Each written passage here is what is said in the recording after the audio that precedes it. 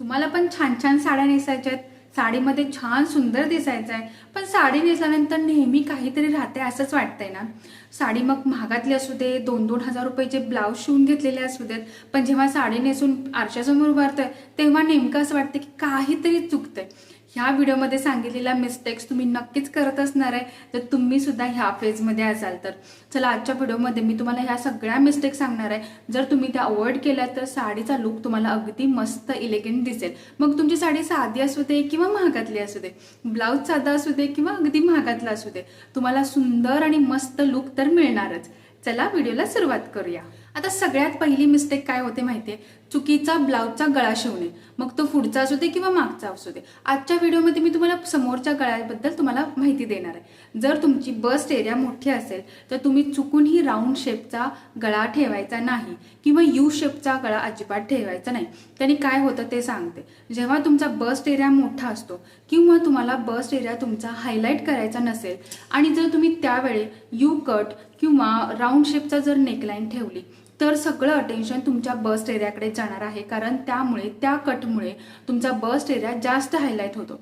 पण तेच जर तुम्ही स्क्वेअर नेकलाईन किंवा स्क्वेअर नेकलाईनमध्ये वर्टिकल लाईन्स येणाऱ्या नेकलाईन जर ठेवल्या, जशा की स्वीट हार्ट नेकलाईन असेल, स्क्वेअर नेकलाईन असेल, अशा जर तुम्ही नेकलाईन ठेवल्या तर काय होतं, वर्टिकल लाईनमुळे तुम्हाला तिथे स्लिमिंग इफेक्ट क्रिएट होतो आणि तुमचा गळा हा जास्त मोठा दिसतो आणि त्यामुळे बघणाऱ्याचं, समोरनं बघणाऱ्याचं अटेन्शन तुमच्या गळ्याकडे जातं आणि तुम्हाला तिथे स्लिमिंग इफेक्ट तर मिळतोच, त्याशिवाय बस्ट एरियाकडून अटेन्शन पूर्णपणे नेकलाईनवरती किंवा म्हणजे नेकवरती आणि गळ्यातल्या ज्वेलरीवरती जातं.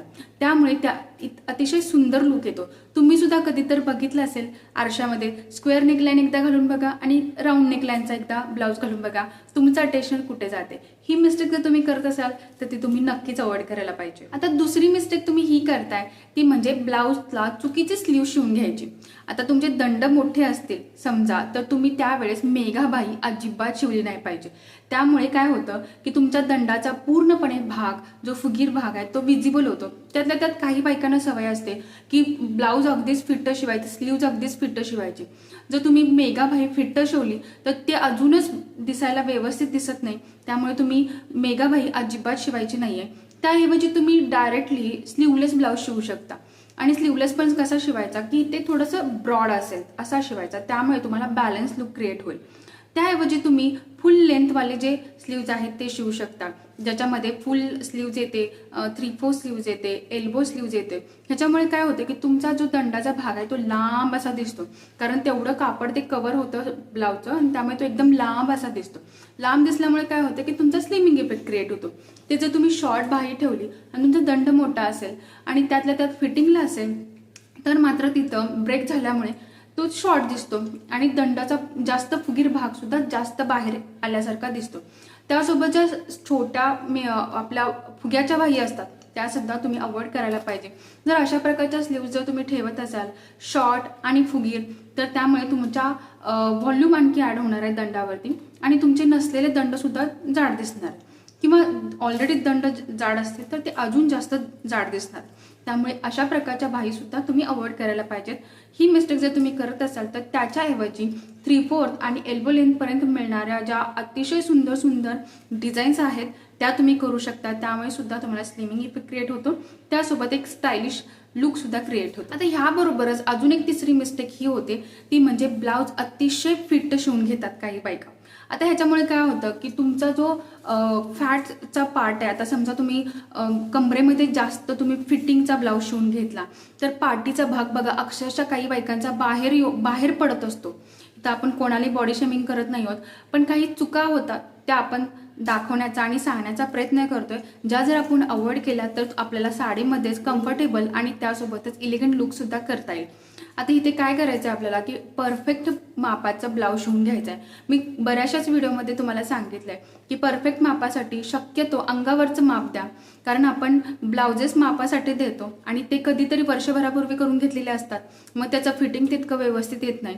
त्यामुळे शक्यतो अंगावरचं माप द्या, जेणेकरून तुमचं आत्ताचे जे बॉडीचं माप आहे त्यानुसार तुम्हाला ब्लाऊज शिवून मिळेल. आणि जर तुम्हाला मापाचा ब्लाऊज द्यायचाच आहे तर तो एकदा घालून बघा.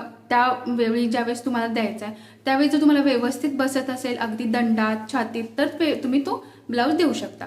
पण शक्यतो अंगावरचं माप द्या, त्यामुळे तुम्हाला फिटिंग व्यवस्थित येईल. आता ह्यासोबत लूज ब्लाऊज पण नाही शिवायचा. लूज ब्लाऊज शिवला तर तुम्हाला असा जो कम्फर्ट आहे तो नाही फील होणार, आणि फिट जास्त शिवला तरी सुद्धा तुम्हाला त्याच्यामध्ये कम्फर्टेबल वाटणार नाही. त्यामुळे नेहमी योग्य फिटिंगचे ब्लाउजेस शिवून घ्या. ही मिस्टेक सुद्धा तुम्हाला अवॉइड करायची जर साडीमध्ये छान आणि इलेगंट लुक हवा असेल. तर चौथी मिस्टेक बऱ्याच जणी हे करतात की साडी आणि ब्लाऊज त्यासोबत ज्वेलरी ह्यांचा बॅलन्स न ठेवणं.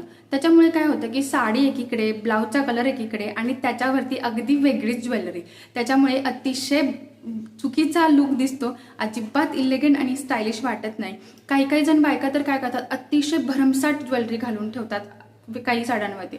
म्हणजे जर तुम्ही असं ट्रॅडिशनल लुक करणार असाल त्यावर तुम्ही डायमंडची ज्वेलरी नाही घालू शकत. त्या ठिकाणी तुम्ही ट्रॅडिशनल ज्वेलरीज घालायला पाहिजे. सो हा बॅलन्स करणं सुद्धा महत्त्वाचं आहे. जर तुमच्या साडीला कॉन्ट्रास्ट कलर सूट होणार असतील तर तुम्ही कॉन्ट्रास्ट ब्लाउजेस तिथे घालायला पाहिजेत. त्यानुसार तुमची ज्वेलरी सिलेक्ट झाली पाहिजे. त्यानुसार तुमचं बाकीचं कम्प्लीट बॅलन्सिंग असलं पाहिजे. म्हणजे बांगड्या कोणत्या घालायच्या वगैरे ते सुद्धा तुमचं डिसाईड असलं पाहिजे. जर हा बॅलन्स ठेवला तर तुमच्या साध्या जरी साड्या असल्या त्याला सुद्धा एकदम इलिगंट आणि क्लासी लुक मिळतो. त्यामुळे हा बॅलन्स सुद्धा तुम्ही नक्कीच ट्राय करायचा आहे. तर पाचवी मिस्टेक हे होते ती म्हणजे साडीचं फॅब्रिक. आता मी कोणत्याही फॅब्रिकच्या अगेन्स्ट नाही आहे. मला सगळ्या फॅब्रिकच्या साड्या आवडतात. कॉटन, शिफॉन, जॉर्जेट अगदी सगळ्या आवडतात. फ्लोवी आवडतात, त्यासोबत हेवी सुद्धा आवडतात. पण आपली चूक काय होते, ज्यावेळेस आपल्याला हेवी साड्या असतील किंवा फुगणाऱ्या साड्या असतील, कॉटनच्या साड्या असतील तर त्या नेसताना आपण एक काळजी घेतली पाहिजे, ती घेत नाही आणि तिथे आपण चुकतो. आणि मग आपल्याला वाटतं की फॅब्रिकच चुकीचं आपण निवडले, त्यामुळे साडी चुकीची बसते किंवा फुगते. फुगणाऱ्या ज्या साड्या असतात ना त्यांना तुम्ही प्री प्लिटिंग केलं म्हणजे आता तुमचा समजा उद्या तुम्हाला साडी नेसायची आहे, आदल्या दिवशी साडीचा पदर करून ठेवला तुम्ही आणि त्याला छान इस्त्री करून ठेवलं आणि तशीच ती घडी व्यवस्थित करून ठेवली ना, तर ट्रस्ट मी ही साडीचा लुक अतिशय सुंदर होतो. म्हणजे साडी मस्त बसते, एकदम छान बसते. त्यासोबत जर तुमची कॉटनची साडी आहे आणि कॉटनच्या साड्यांची एक चूक काय होते की खूप साऱ्या निर्या करायच्या नसतात कॉटनच्या साडीला. त्यासोबत कॉटनच्या साडीच्या निर्या जास्त न करता तुम्ही एक 5 ते 6 निर्याच केल्या म्हणजे मोठ्या मोठ्या केल्या आणि अगदी मस्त अशा व्यवस्थित टाईट बसवल्या निर्या, तर कॉटनची साडी खूप सुंदर दिसते. ह्या चुका तुम्ही नक्कीच अवॉइड करायला पाहिजेत. ह्यामुळे काय होतं की साडीचा पूर्ण लुक खराब होऊन जातो. फॅब्रिक कोणतंही घ्या, फक्त तुम्हाला ते नेसता आलं पाहिजे, ते कॅरी करता आलं पाहिजे, तो कॉन्फिडन्स तुमच्या चेहऱ्यावरती दिसला पाहिजे. आता ह्या सगळ्या मिस्टेक्स तर तुम्ही अवॉइड करायलाच पाहिजे. त्यासोबत आपण ब्लाऊज कशा प्रकारचा शिवून घ्यायचा, जर तुम्हाला स्लिमिंग इफेक्ट हवा असेल तर त्याचाही व्हिडिओ केलेला आहे. खूप जणींना तो आवडला आहे, तुम्ही सुद्धा नक्की बघून घ्या. आणि अशाच व्हिडिओसाठी मला फॉलो करा आणि त्यासोबत हा व्हिडिओ जास्तीत जास्त मैत्रिणींसोबत शेअर करा. मला कमेंट करून सांगा तुम्हाला आणखी कोणत्या टॉपिकवरती व्हिडिओ पाहिजे असेल तर. Thank you so much.